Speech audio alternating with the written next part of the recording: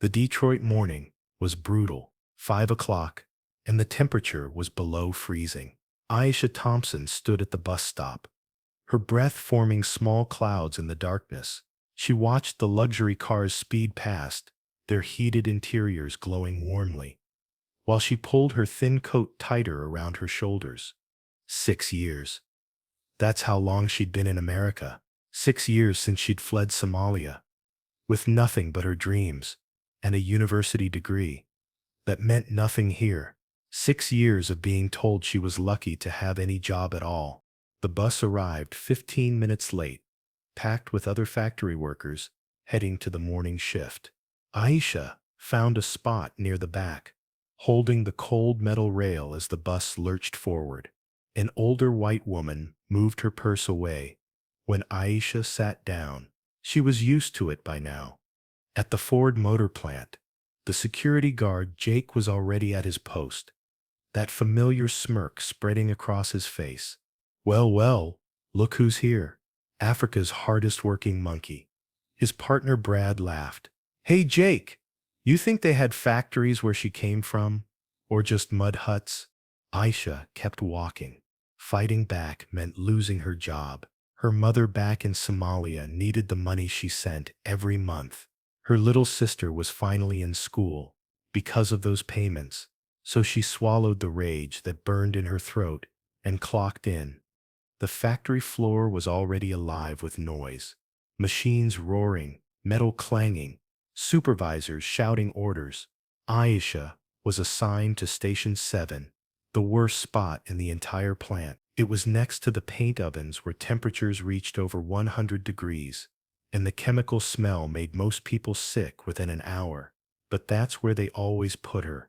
Thompson, her supervisor, Mike Williams, was already red-faced and angry. You're late. The bus was. Aisha started. I don't want excuses. Get to work. We need those engine blocks moved to Station 12. Each one weighs about 100 pounds. But a strong African girl like you should have no problem, right? He walked away laughing. The other workers snickered. Tom, who worked at Station 6, called out, Hey Aisha, in Africa, do you carry water on your head? Maybe try carrying the engine blocks that way. More laughter. Aisha began lifting. Her back screamed with pain from yesterday's 16-hour shift, but she didn't stop. She never stopped, because stopping meant they won. During the lunch break, while others sat in the cafeteria, Aisha found a quiet corner in the supply room. She pulled out her worn notebook, the one she'd hidden in her locker for 3 years. Inside were hundreds of pages of carefully written plans, industrial reform strategies, worker protection policies, economic models that could revolutionize American manufacturing while protecting both companies and employees. In Somalia, she'd graduated top of her class with a degree in political science and economics from Mogadishu University. She'd worked for the government's economic planning department before the Civil War destroyed everything. But here, her degree was worthless. Not recognized, they'd said. You'll need to start over, maybe community college, they'd suggested, as if her education meant nothing. But Aisha hadn't stopped learning. Every night after her shifts, she studied American industrial policy. She read every book she could find at the Detroit Public Library. She watched C-SPAN hearings on labor laws. She understood America's industrial complex better than most politicians. What's that? Writing a letter to your tribe. Mike's voice startled her. He was standing in the doorway, trying to see her notebook. Aisha quickly closed it. Just personal notes, sir. Personal notes. He mocked her accent. Get back to work. And this time, try to keep up with everyone else. I know things move slower in Africa, but this is America. That afternoon, the factory was buzzing with different energy. Word had spread that Senator Elizabeth Warren was coming for a tour and town hall about workers' rights. The machines were cleaned, the floors swept properly for once, and everyone was told to wear their best work clothes. Management gathered everyone for a meeting. The plant director, Richard Coleman, stood at the front. Listen up. The senator will be here at 2 p.m. She'll tour the facility and then hold a brief town hall. But let me be clear, only designated speakers will talk. That means union reps and senior workers only. His eyes found Aisha in the crowd. Some of you, newer arrivals, should remember you're lucky to be here at all. Don't embarrass us. Several workers turned to look at Aisha. She kept her eyes forward, her hands clenched at her sides. When Senator Warren arrived, the entire atmosphere changed. She walked through the factory with purpose, stopping to shake hands with workers, asking real questions. She wasn't like the other politicians who'd visited, the ones who smiled for cameras and left quickly. She seemed to actually care. During the town hall, Aisha stood at the very back. Senator Warren spoke passionately about income inequality, about the dignity of work, about the need for reform. The American worker is the backbone of our economy, she said. Every single person here deserves respect, fair wages, and safe working conditions. Tom whispered loudly enough for Aisha to hear. Every American worker, maybe. Some people should just be grateful. As the senator continued speaking about her plans for industrial reform, Aisha felt her notebook burning in her pocket. The senator's plans were good, but they were missing crucial elements. Aisha had spent 3 years perfecting a comprehensive reform plan that would address everything the senator was missing. But who would listen to an African factory worker? When the town hall ended, and the senator was being led to the executive conference room for a private meeting with management, Aisha headed to the bathroom. She needed a moment alone, away from the stares and whispers. In her hurry, she didn't notice her notebook fall from her pocket in the hallway. She was washing her hands when she heard footsteps behind her. "Excuse me, you dropped this." Aisha turned to see Senator Warren holding her notebook. It had fallen open to a page titled Comprehensive Industrial Reform, a New Framework for American Manufacturing. "I'm sorry, Senator.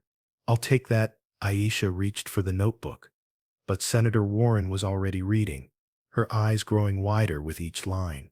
"Who wrote this?" the senator asked, looking up sharply. "I did, ma'am. I'm sorry. I know I shouldn't have." "Shouldn't have what?" "This is brilliant. This section on supply chain optimization while maintaining worker protections, I've never seen anything like it.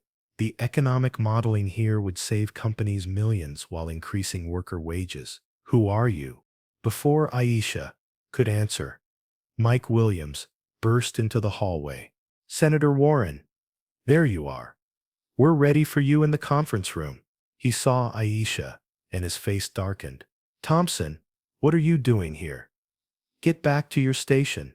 "She's not going anywhere," Senator Warren said, her voice suddenly steel. "In fact, I'd like her to join the meeting." "Senator, with all due respect, she's just a floor worker. She wouldn't understand." "She understood enough to write this." Warren held up the notebook. "This is doctorate-level economic policy work."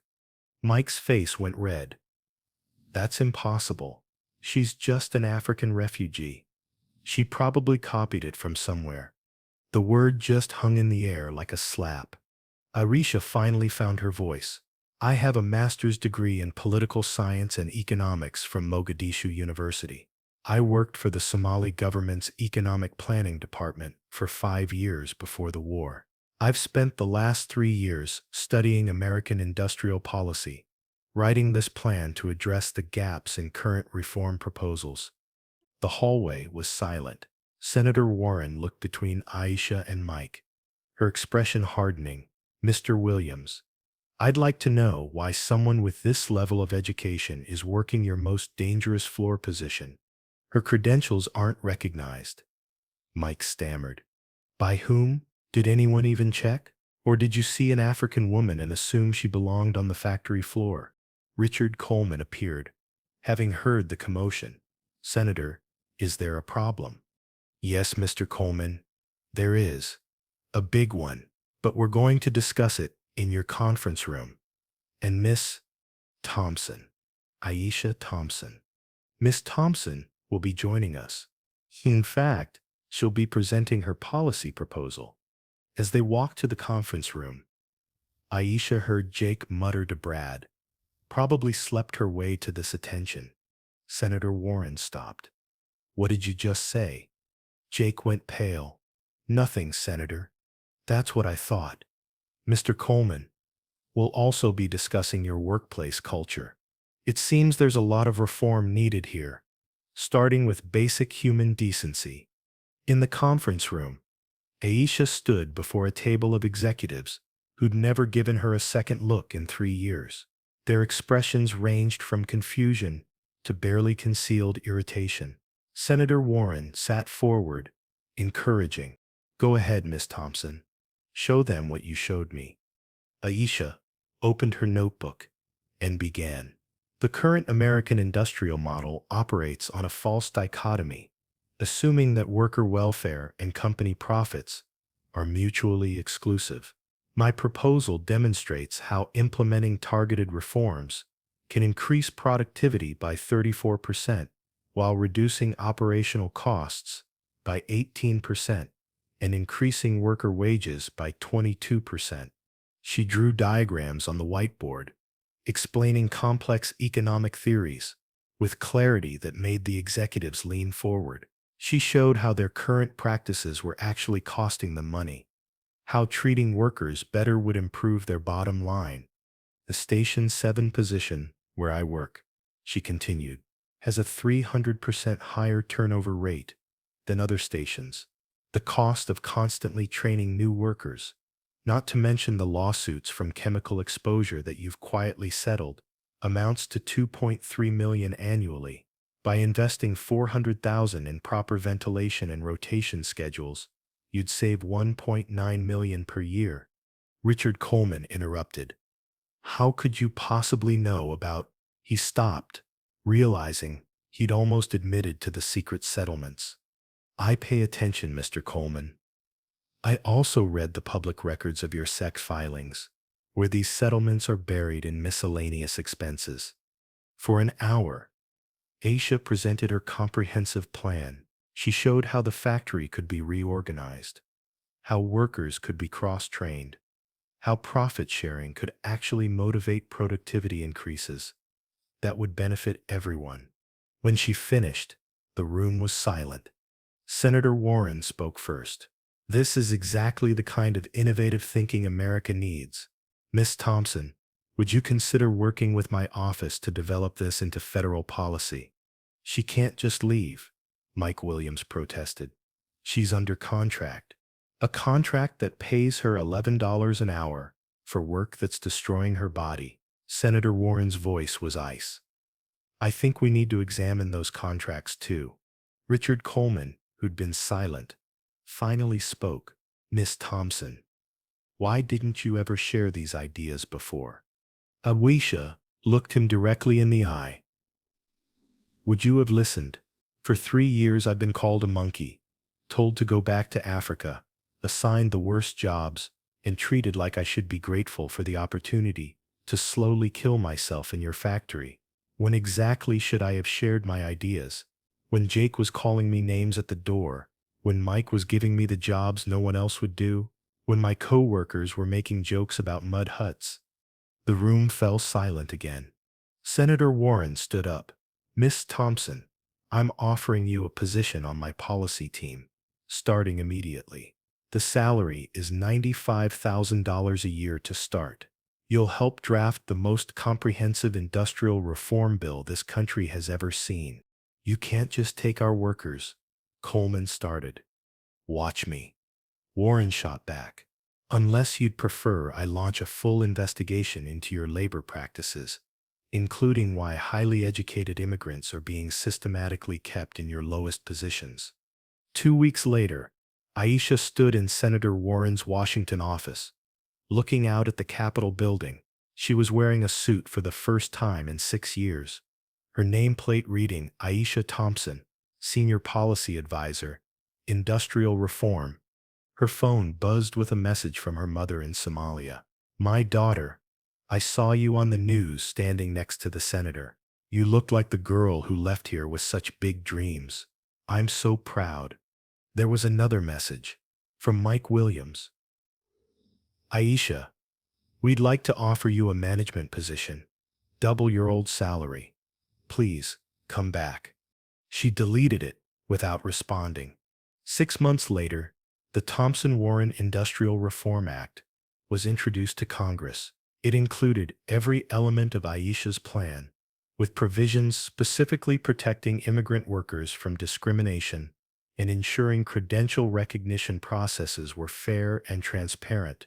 At the press conference announcing the bill, a reporter asked Aisha how she developed such comprehensive policy while working in a factory.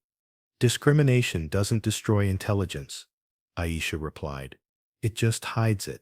There are thousands of brilliant minds in factories, farms, and service jobs across America.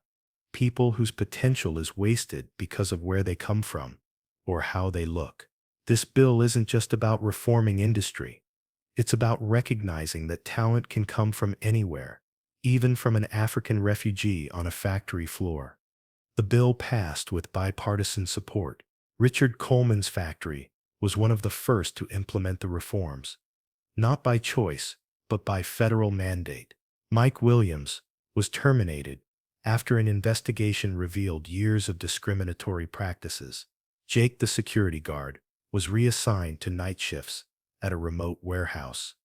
A year later, Aisha stood in the Oval Office as President Biden signed the bill into law. This is what America is supposed to be, he said, handing her the pen. A place where anyone, regardless of where they come from, can contribute to making us all better. That night, Aisha called her mother. Mama, remember when I left, and you said America would be hard? Yes, my child, you were right. It was harder than I ever imagined, but you also said something else. You said, the gold that survives the hottest fire shines the brightest. Her mother's voice was warm with tears. And now you shine, my daughter.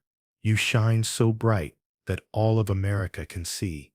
3 years later, Dr. Aisha Thompson, she'd finally had her credentials recognized and completed her PhD at Georgetown, was nominated for Secretary of Labor. At her confirmation hearing, a senator asked about her qualifications.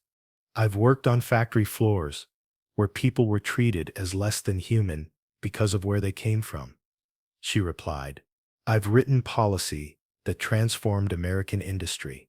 But most importantly, I understand that every worker, from the CEO to the night janitor, deserves dignity, respect, and the opportunity to reach their full potential. That's not just good ethics, Senator. As my research has proven, it's good business. She was confirmed unanimously. On her first day as Secretary of Labor, Aisha implemented a new policy. All department meetings would include representatives from actual workplaces, not just executives and politicians. Policy made in ivory towers doesn't work on factory floors, she announced. We're going to change that. The walls of her office featured 2 photos, one of her mother and sister in Somalia, and one of herself in her factory uniform at Station 7. A reporter once asked why she kept the factory photo. To remember, Aisha said simply. To remember that every person working in difficult conditions has a story, has dreams, has potential. My job is to make sure they get the chance to show it. 5 years into her tenure, American manufacturing had its strongest period in decades. Worker satisfaction was at an all-time high. Productivity and profits soared together, proving that treating people with dignity was indeed profitable. At a factory in Detroit, a young woman from Honduras worked the same Station 7 that Aisha once did, but now it had proper ventilation, regular breaks, and fair rotation schedules. The woman was taking night classes, her education subsidized by the company under the Thompson-Warren Act provisions. During lunch, she pulled out her notebook, filled with ideas for improving supply chain efficiency. Her supervisor, a reformed Mike Williams, who'd been through extensive sensitivity training and kept his job only on probation, noticed. "What are you working on, Maria?" he asked, genuinely curious this time. "I have some ideas about logistics optimization," she replied cautiously. "Would you like to present them at the next management meeting?" Maria looked surprised. "Really? Really?" Secretary Thompson's policy is clear.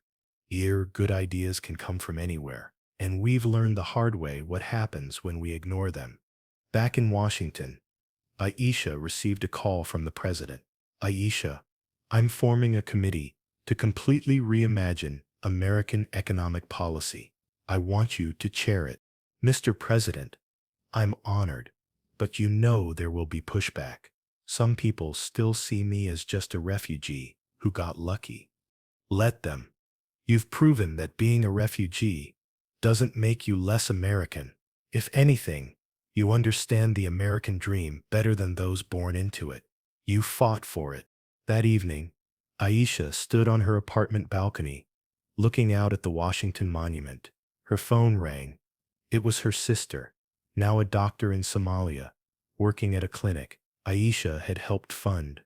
"Sister, I just wanted you to know, the clinic treated its 1,000th patient today. The woman said she'd heard about you, about what you've accomplished. She said if a Somali woman can become American Secretary of Labor, her daughter can become anything." Aisha wiped away tears. "Tell her that her daughter can become more than anything. She can become everything.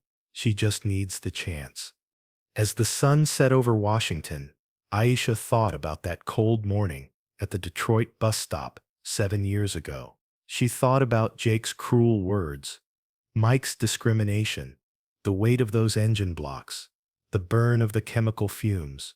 She thought about the notebook that fell, the senator who listened, and the country that finally gave her a chance. Her phone buzzed with a message from Senator Warren. "Watching the news, they're calling the economic recovery the Thompson miracle. How does it feel to make history?" Aisha typed back, "Like I'm just getting started." And she was, because Aisha Thompson had learned something important in those factory years. Real change doesn't come from accepting the world as it is. It comes from people brave enough to imagine it as it could be, and stubborn enough to make it happen.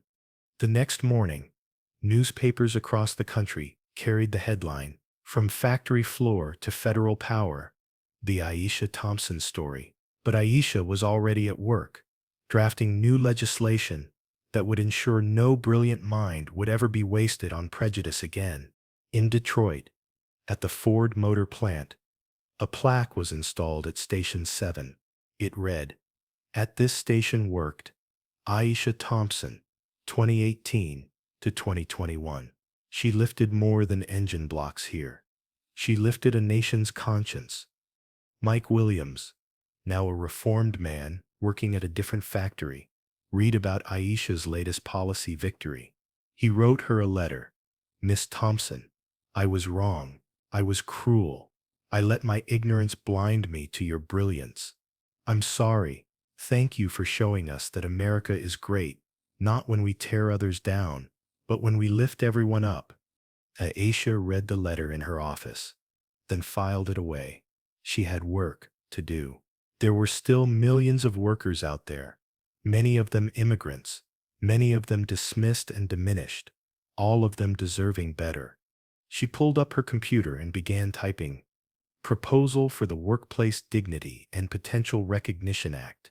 Outside her window, America went to work, in factories, offices, fields, and shops, and slowly, because of one woman who refused to let discrimination define her limits, that work was becoming more dignified, more fair, more human.